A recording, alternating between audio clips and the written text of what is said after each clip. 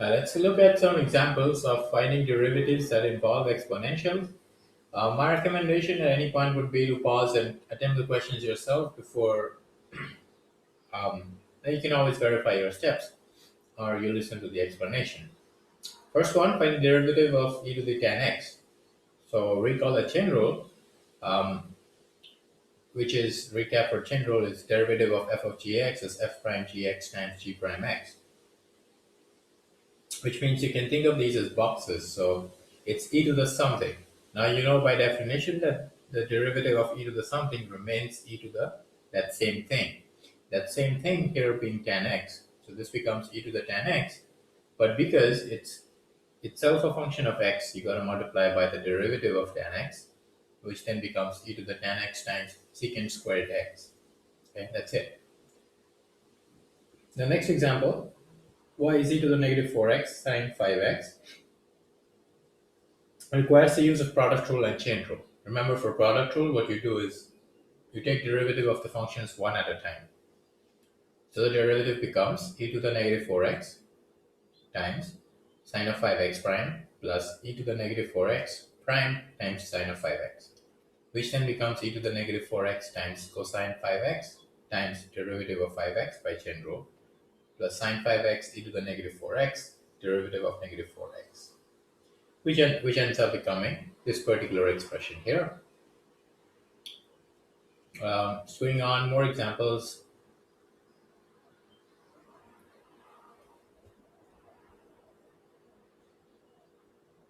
This one says find the absolute maximum value of the function f of x equals x times e to the negative x. Now remember, finding absolute maximum value means something to do with derivative, right? So let's find the derivative of this function. Using product rule, we get x prime times e to the negative x plus x times e to the negative x prime, which is this. You can factor out e to the negative x and you get 1 minus x. Now this term, e to the negative x, is always positive. The sign of 1 minus x depends on the value of x. If x is less than 1, then it's positive, which makes the derivative positive, which remember means that the function is increasing. And if x is more than 1, then the derivative is negative, which makes the function decreasing. So what's happening is the function is increasing, it's going up, and then it goes down. So wherever it turned from going up to going down must be the max, and that's happening at x equals 1. So the max is at x equals 1. You plug in 1, f of 1 is e to the negative 1, which is 1 over e, or approximately 0.37. Next problem is asking you to find the limit as x goes to infinity of e to the 2x over e to the 2x plus 1. A very common technique is to divide numerator and denominator by e to the 2x. You end up with this expression that goes to 0 because we already saw that how these numbers behave when you have a negative exponent and the exponent goes to infinity. So you end up with 1.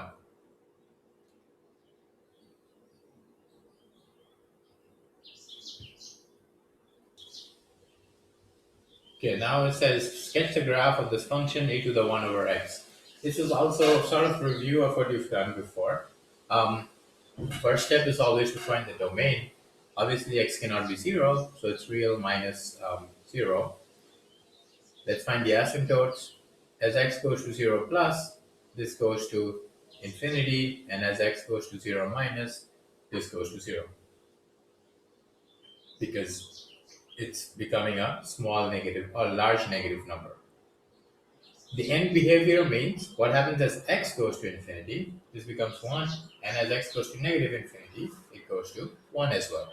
Because for both values of x, infinity and negative infinity, 1 over x goes to 0.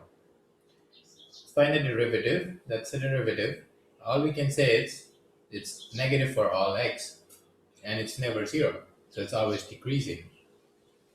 Find the second derivative, and you should end up with this expression here.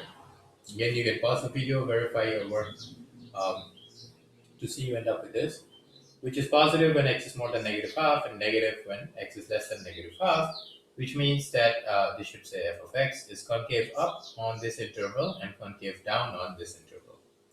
And the inflection points happen when or the inflection point happens when x is negative half. Continuing this problem, that's the inflection point. That's how it's going to look like. A hole at the origin because x is 0 is not in the domain. Um, some more examples. Find this limit. That's infinity. In fact, it's infinity for any when the base is more than 1. Find this particular limit is also infinity. So one of the tricks that you can do when you're finding left and right hand limit is to replace. So like replace x going to 2 negative means x is like 1.99, 1.9, and so on. You can let x equals 2 minus h and then let h go to 0. Yeah.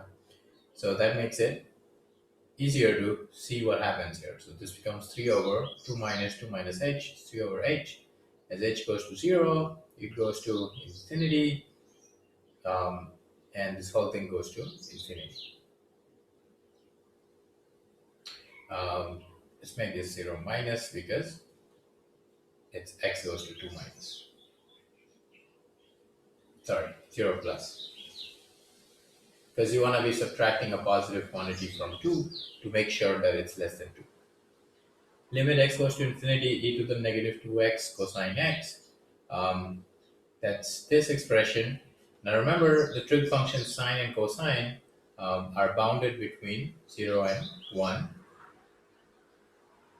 So you can say that the limit that you're interested in is bounded by these two other limits. You may have learned about this as the um, squeeze theorem or sandwich theorem, depending on um, I don't know. There's multiple names for it, but that's essentially what is happening. Is you're saying there is a quantity which is greater than 0 and less than 0, so it has to be 0. So the limit is 0.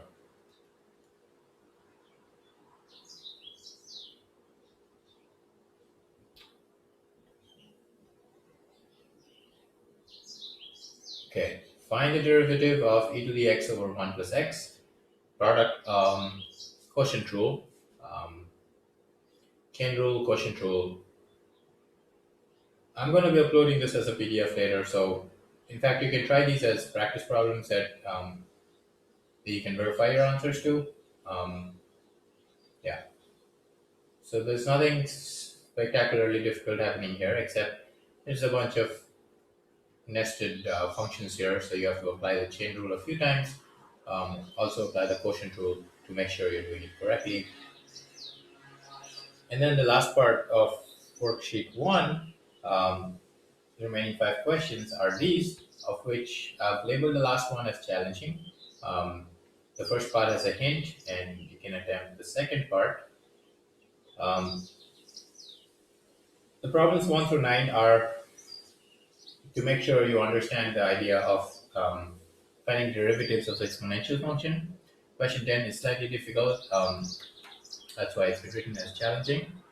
But if you have any questions in any of these, again, there's the study hall that you can come up to, but make sure you attempt something because